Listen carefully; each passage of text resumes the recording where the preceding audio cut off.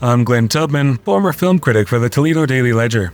Today I'm reviewing Gladiator 2, the long-awaited sequel to Ridley Scott's 2000 gladiatorial epic. The film picks up over 2 decades after the original and features sweeping action and intense performances by an impressive cast.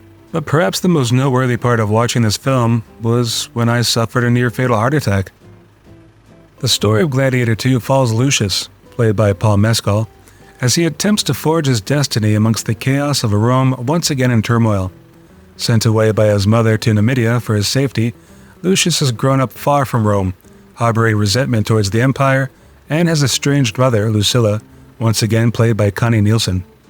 His quiet life is shattered when Roman forces, led by Pedro Pascal's intense character, General Marcus Acacius, invades Numidia.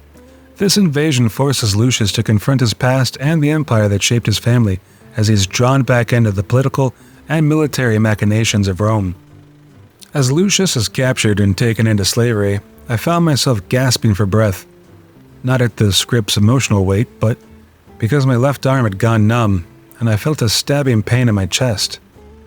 Thrown into the brutal world of gladiatorial combat, Lucius becomes determined to reclaim his freedom and challenge the corrupted power of Rome. It was at this point I noticed the blurring of my vision, and the inability to properly focus on the subtitles.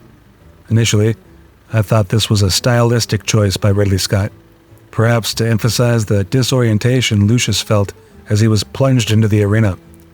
I was wrong. It was most likely a consequence of the massive heart attack I was experiencing.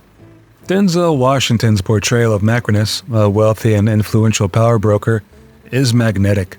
His nuanced performance of a man who manipulates the political landscape of Rome is nothing short of Oscar-worthy.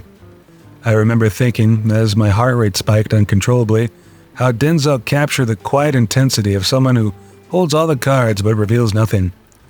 At this point, I was gripping my armrest, which I assume was due to the intense political intrigue unfolding on the screen in front of me, but, as hindsight tells me, was more likely my body attempting to signal that my heart was very much in the process of shutting down. The film reaches its crescendo as Lucius, navigating the treacherous world of the arena and Roman politics, prepares for a climactic confrontation with Marcus Acacius.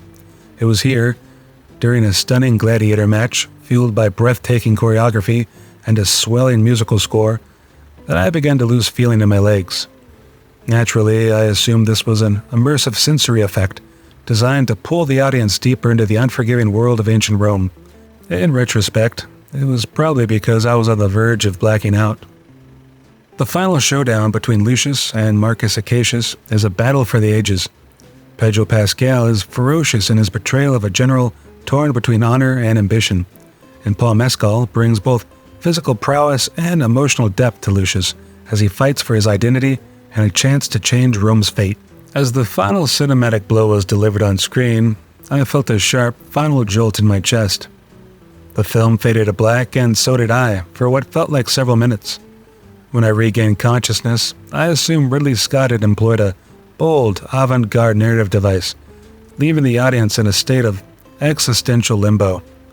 Little did I know, it was actually the paramedic standing over me, shining a light in my eyes and asking if I could recall my name.